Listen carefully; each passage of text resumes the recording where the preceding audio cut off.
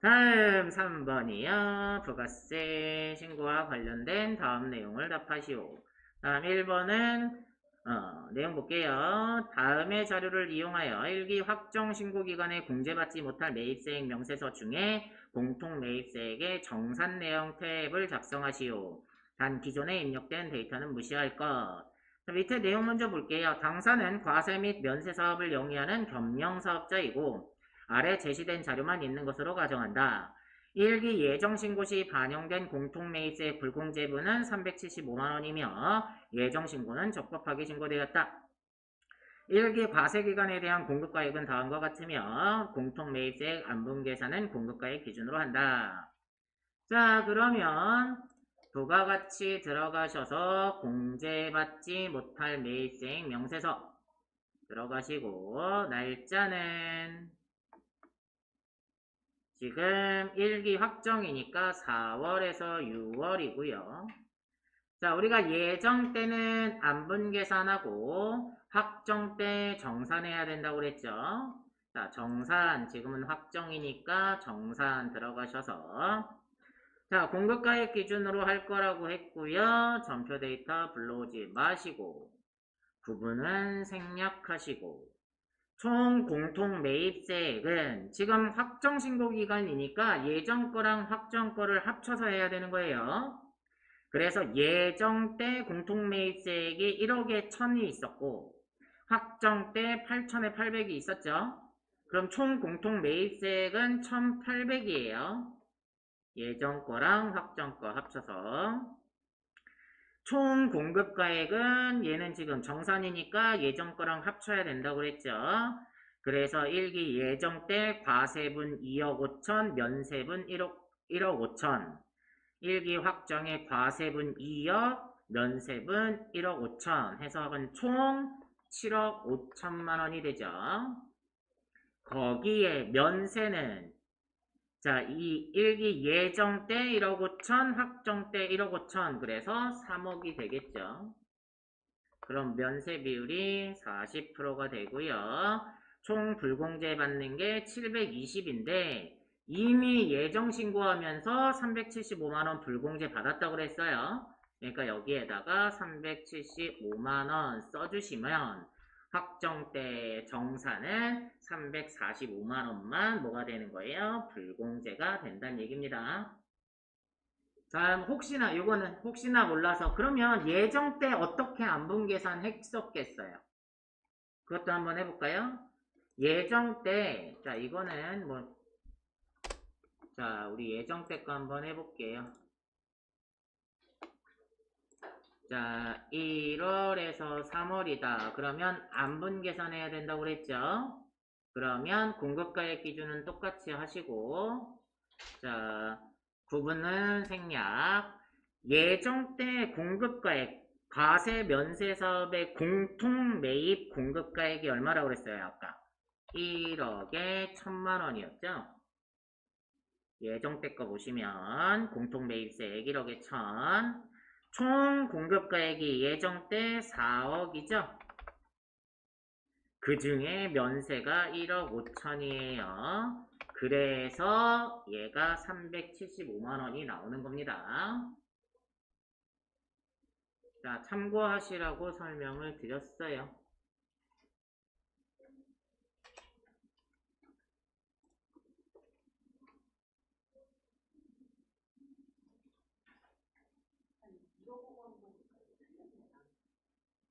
네? 아, 틀렸다고 하려고? 자, 다음 2번 갈게요. 기존에 입력된 자료는 무시하고 다음 자료 10월 1일에서 12월 31일까지를 토대로 2020년 2기 확정 부가가세 신고서를 직접 작성하시오. 단 세부담 최소화를 가정하고 부가가세 신고서 이외에 과세표준 명세 등 기타 부속 서류의 작성과 전자신고 세액공제는 생략한다 그랬네요.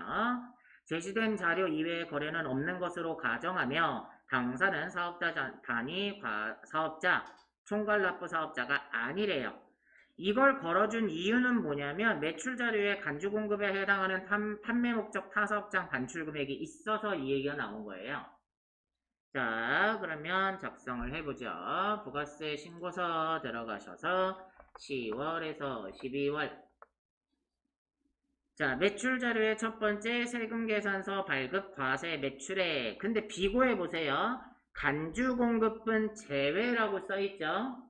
자, 참고하시고, 자, 세금 계산서에다가 5억에 5천을 쓰시면 되고요. 두 번째, 현금용 수준 과세 매출액이니까 3번에다가 1억에 1천만원. 자, 요거 잘 보세요. 간주 공급에 해당하는 판매 목적 타사업장 반출 금액. 공급가액은 700에 70인데 시가는 1000만원. 원가 700만원이고 원가로 전자세금 계산서를 정상 발급했대요. 자, 얘는 간주 공급에 해당하긴 하지만 증빙서류를 발급을 해줬잖아요. 그러니까 얘는 어디에다 써야 돼요? 여기 1번에 세금계산서 발급분에다가 포함을 시켜야 돼요. 자, 그래서 여기에다가 자, 우리가 원가로 전자세금계산서 정상 발급했으니까 얘를 5억 700에 5,070으로 해줘야 된다는 얘기입니다. 자, 그래서 유일하게 세금계산서 발급을 하는 간주공급이고요. 자, 문제상에서 사업자 단위 과세사업자다, 뭐 아니다, 총괄납부 사업자가 아니다 이런 얘기는 실제로는 의미가 없어요. 왜냐면 세금계산서를 발급을 했기 때문에 의미가 없어요. 만약에 사업자 단위 과세사업자라든지 총괄납부 사업자 이런 경우에 판매 목적 타사업장 반출의 경우에는 재화의 공급으로 보지 않는 거란 말이에요. 이해되셨죠? 근데 뭐 총괄납부 사업자다. 근데 세금계산서 발급을 했어. 그러면 내야 돼요. 신고납부해야 되는 겁니다. 자, 그런 내용들이 있었습니다. 다음 내려가셔서 수출분 매출액의 직접 수출분이니까 6번에 영세 기타에다가 3천만원 쓰시고 세금계산서 영세율 세금계산서 정상 발급 그랬으니까 5번에다가 1,000만원을 쓰셔야 돼요. 자, 여기까지 써주시면 매출액이 끝나고요. 매입자료의 첫 번째 2000cc 5인승 소형 승용 자동차 구입액. 그러면 얘는요 고정자산에 해당하죠. 그러면 고정자산에다가 3천에 300을 쓰시는데 얘는 불공이죠.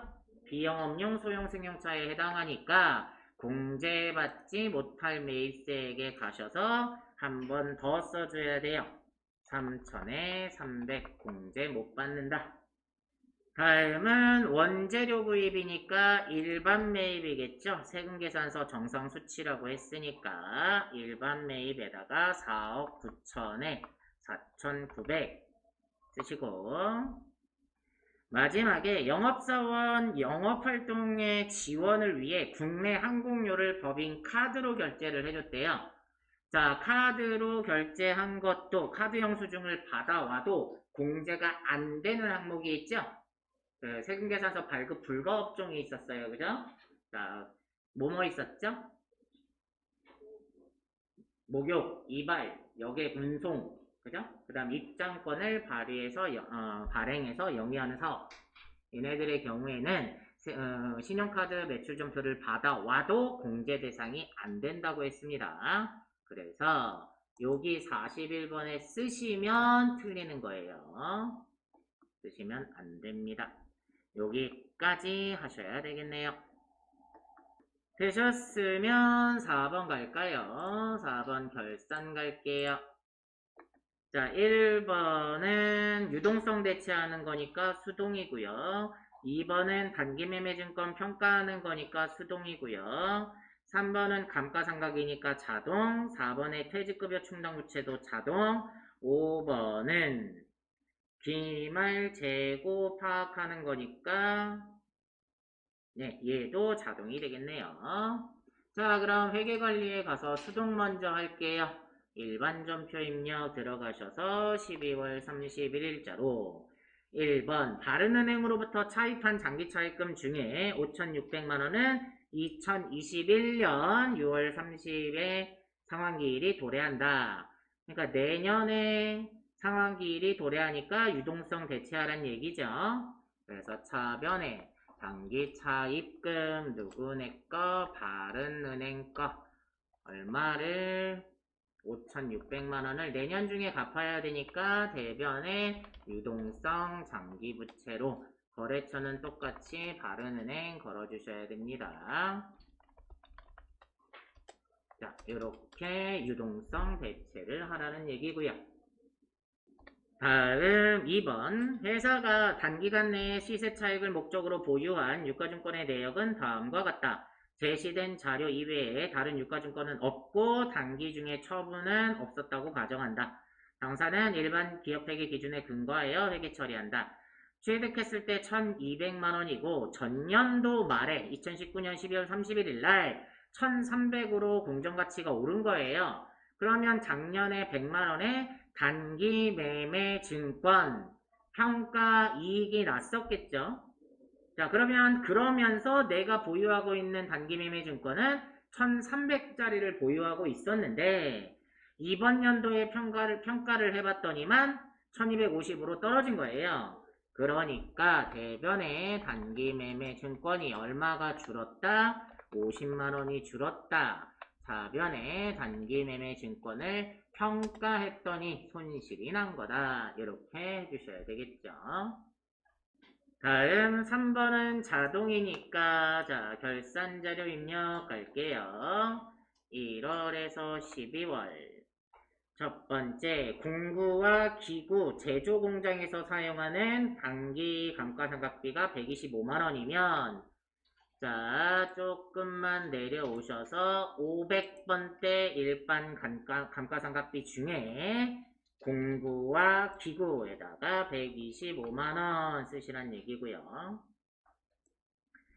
그 다음에 차량 운반구 영업부서에서 업무용으로 사용하는 거 350만원이래요. 자, 영업부서 거는 좀 내려와서 판매비와 관리비 중에 여기 818번에 감가상각비 중에 차량 운반구에다가 350만원 쓰시란 얘기입니다.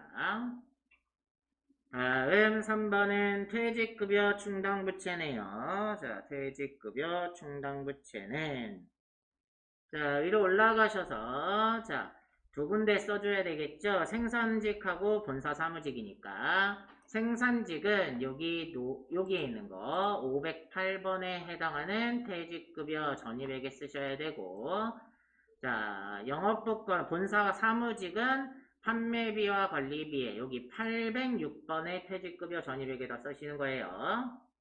그러면 얼마를 써야 되냐? 생산직 퇴직급여 4천만원이 추계액이에요. 근데 그 전에 얼마가 잔액이 있대요? 1,500이 있으니까 얼마만 추가로 더 잡으면 된다? 2,500만원만 추가로 더 잡으면 4천만원이 되겠다. 이 뜻이죠? 그러면 위쪽에 여기 508번의 퇴직급여 전입액에다가 2,500을 쓰시면 되고요. 그 다음에 본사 사무직은 2천만원을 추계했는데 900만원이 있으니까 1,100만원만 더 잡으면 되겠죠. 밑으로 내려오셔서 여기요 806번에 해당하는 퇴직급여 전입액에다가 1,100만원 이렇게까지 쓰시면 되고요. 자, 마지막은 기말 재고인데 자, 5번 문제 볼게요. 기말 현재 공장 및 창고에 보유 중인 재고자산은 다음과 같다. 단, 선적지 인도 조건으로 매입한 원재료 500만원이 운송 중이래요. 그럼 얘는 우리 거예요? 아니에요? 선적지에다 이미 실어준 순간 우리 거니까 얘는 오고 있으니까 우리 거죠. 그럼 기말 원재료 가격에 포함을 시켜야 되고요. 다음 위탁 판매 용도로 수탁업자들이 보유하고 있는 당사의 제품, 적송품이 600만원이 있대요. 얘도 우리 거죠. 수탁업자에 맡겨놓은 거니까 그러니까 기말 제품에 포함을 시켜야 되겠네요. 그러면 자 기말 원재료 재고액에다가는 얼마를 쓰셔야 된다고요? 800만 원을 쓰셔야 됩니다. 기말 제공품은 700 그대로 쓰시면 되고 기말 제품은 1400을 쓰셔야 되겠죠? 자, 입력이 끝나시면 전표 추가까지는 해주셔야 됩니다. 이렇게 4번이 마무리가 됐고요. 자, 5번. 자, 5번에 1번은 급여자료 입력을 하라네요. 그러면 원천징수 가셔서 급여자료 입력. 자, 문제 볼게요. 다음 자료를 이용하여 수원산업 주식회사의 생산직 근로자인 정희석 4번 101번에 5월분 급여자료 입력과 원천징수 이행상황 신고서를 작성하시오. 단 전월 미환급세액은 15만원이며 급여지급일은 매월 말일이다. 자, 수당 등록 및 공제 항목은 불러온 자료는 무시하고 아래 자료에 따라 입력하며 사용하는 수당 이외의 항목은 부로 체크하기로 한다. 원천징수 이행상황 신고서는 매월 작성하며 정희석 씨의 급여 내용만 반영하고 환급 신청은 하지 않기로 한다. 자, 5월 급여 내역이 나와 있고요. 밑에 참고부터 볼까요? 식대, 당 회사는 현물 식사를 별도로 제공하고 있다 이랬으니까 식대는 과세가 되겠네요. 자가운전 보조금, 당사는 본인 명의의 차량을 업무 목적에 사용한 직원에게만 자가운전 보조금을 지급하고 있으며 실제 발생된 교통비를 별도로 지급하지 않는다 그랬으니까 자가운전 보조금은 비과세고요. 야간 근로수당, 올해 들어 5월부터 업무 시간 외에 추가로 근무를 하는 경우에 야근 수당을 지급하고 있으며 생산직 근로자가 받는 시간 외 근무 수당으로서 비과세 요건을 충족하고 있다 그랬으니까 그냥 비과세로 두면 되고요. 그 다음에 사규에 따라 자녀 교육비에 대하여 교육 보조금을 지급하고 있다. 얘는 과세겠네요. 자, 그럼 수당공제 들어가셔서 기본급 그냥 두고요. 식대는 일단 상여 없으니까 부, 직책수당도 부, 월차수당도 부, 식대는 과세라고 그랬으니까 얘를 부로 바꾸시고 과세로 식대를 하나 넣어주시면 됩니다. 그 다음에 자가운전 보조금은 비과세 요건을 충족한다 했으니까 두시고요. 야간 근로수당도 그냥 두시면 되겠네요. 밑에 추가로 교육 보조금 하나만 과세로 넣어주시면 되겠네요. 자, 이렇게 수당 공제를 다 입력하셨으면 확인하시고 급여는 5월분이고요. 매월 말일이라고 그랬으니까 31일. 자, 정희석 기본급은 150만원, 그 다음에 자가운전 보조금이 30만원, 야간 근로수당이 20만원, 식대가 10만원, 교육보조금이 20만원, 국민연금이 85,500원, 그 다음에 건강보험이 59,280원, 장기요양이 5,040원, 고용보험이 12,350원, 소득세가 17,180원, 1,710원 맞죠? 자, 이렇게 입력이 끝나고 나면 모두 해줘야 된다고 그랬어요. 원천징수 이행상황 신고서. 자, 그러면 원천징수 이행상황 신고서 열으셔서 5월분이죠? 5월 귀속, 5월 지급분. 자, 그러면 이번에 17,180원을 납부를 해야 되는데 전월 미환급세액이 있었죠. 얼마가? 15만원이 있었다고 그랬죠. 그러면 낼 거는 없고 환급은 안 받기로 했으니까 여기에 환급 신청액에다가 쓰실 필요 없어요. 환급 안 받을 거라니까. 만약에 신청을 하면 환급을 받을 거다 그럼 여기에다가 요 환급세액을 써주시면 돼요. 근데 환급은 안 받을 거고 그냥 다음 달로 넘기겠다라는 거죠. 그래서 차월, 2월 환급세액이 있는 거예요. 자, 여기까지 해주시면 되겠네요. 다음 넘어가서 이번에는 연말정산이네요. 자, 2번. 다음은 박세돌 4번 130번 세대주가 부양가족의 국세청 홈택스에서 수집한 연말정산 자료이다. 아래 자료와 연말정산 추가자료 입력 메뉴에 부양가족 소득공제, 소득명세 탭을 참고하여 연말정산 입력 탭을 입력하시오. 단 본인의 세부담이 최소화되도록 적용하기로 한다. 자, 첫 번째, 자, 일단은 연말정산 추가자료 입력 들어가셔서 사원은 F2번 누르셔서 박세돌. 자, 일단은 여러분들이 여기 부양가족에 보시면 요게 나와 있죠? 요거 참고해서 하라는 얘기인데 그때그때 확인을 해보죠, 뭐. 자, 연말정산 입력 들어가셔서 신용카드가 먼저 나왔네요. 자, 본인이 신용카드를 2,500만원 썼는데 자녀 박하늘 영어학원비 250만원, 자녀 박세희 장애인 전용 보장성 보험료 120만원, 대중교통 이용액 50만원이 포함된 그랬어요. 그러면 자녀 박하늘이 학교를 다니죠. 그러면 얘는 저거 공제는 안 해줘요. 교육비 공제는 안 해주죠. 하지만 카드 공제는 해줍니다. 교육비 공제를 안 해주는 거지 카드 공제는 해줘요. 그래서 250만원은 공제가 되고요. 그 다음에 장애인 전용 보장성 보험은 중복 공제 안 된다고 그랬죠. 그 다음에 대중교통 이용액은 50만원. 얘는 별도로 입력할 거잖아요. 그러면 2,500에서 얼마만 빼면 돼요? 장애인 전용 보장성 보험 120만원 빼시고요. 그 다음에 대중교통도 빼야 되겠죠? 따로 입력할 거니까. 그러면 신용카드에다가 자, 신용카드 들어가셔서 본인 건 2,330만원을 써주시면 됩니다. 2,500만원에서 장애인 전용 보장성 보험료하고 대중교통만 뺀 겁니다. 그럼 대중교통에다가도 얼마를 써주세요? 이 50만원을 써주시고 다음은 배우자가 쓴 건데 자, 배우자도 한번 확인을 해볼까요? 배우자가 소득이 없나요? 자, 배우자 공제를 받고 있죠, 지금. 배우자 공제를 받는다는 얘기는 소득이 없다는 얘기고, 그러면 들어가셔서 현금 영수증 300만원을 썼는데, 자녀 박세희의 음악학원비 150만원. 자, 아까랑 공통된 내용이에요. 교육비 공제는 안 해줘도 학원비 카드 공제는 해주니까 포함되고요. 그 다음에 자녀 한약 구입비 있죠? 한약 구입비도 의료비는 중복 공제된다고 했죠?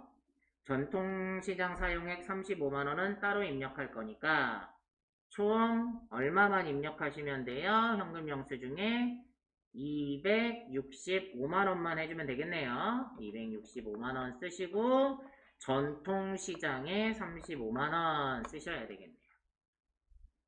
다음 두 번째 보험료 갈게요. 자, 보험료 첫 번째 본인의 생명보험료는 해주겠죠. 그러니까 보장성 보험 일반에다가 60만원. 두 번째 자녀 박하늘 저축성 보험은 안 해준다고 그랬죠. 다음 자녀 박세희 장애인 전용 보장성 보험료 해줘야겠죠? 근데 자녀가 몇 살이었죠? 6살이네요. 그죠? 누가 장애인이죠 지금? 6살이고 소득이 없는 거죠? 그러니까 해주겠네요. 장애인 전용 보장성 보험 120만원 이렇게 해주셔야겠습니다. 다음 의료비 갈게요. 부친 건강 증진 목적 의약품비는 안 해주죠.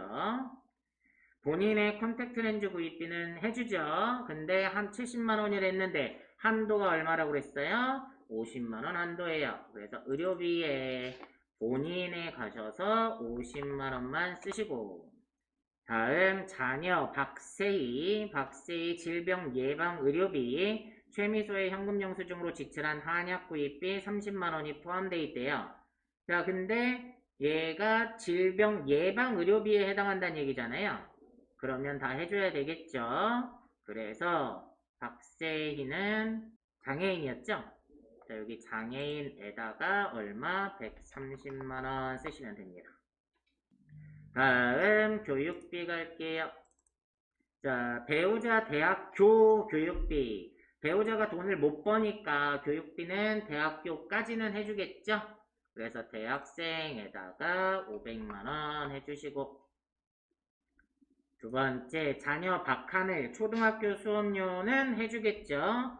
그럼 320인데 체험학습비 30만원 포함이래요. 근데 체험학습비는 30만원 한도인데 딱 30만원까지 썼네요. 자, 그러니까 되겠네요. 초중고에 들어가셔서 320만원 다 써주셔도 되겠네요. 밑에 영어학원비는 안 해주죠? 자, 취학 아동의 학원비는 교육비 공제 대상이 안 됩니다. 하지만 신용카드를 쓰든지 현금 영수증을 쓰든지 하면 카드 공제는 받을 수 있는 거죠. 다음 자녀 박세희가 아까 취학 전 아동에 해당하죠. 취학 전 아동의 학원비는 공제 대상이 된다고 했고 현금 영수증 사용액에 포함되어 있어도 중복 공제 되는 거죠.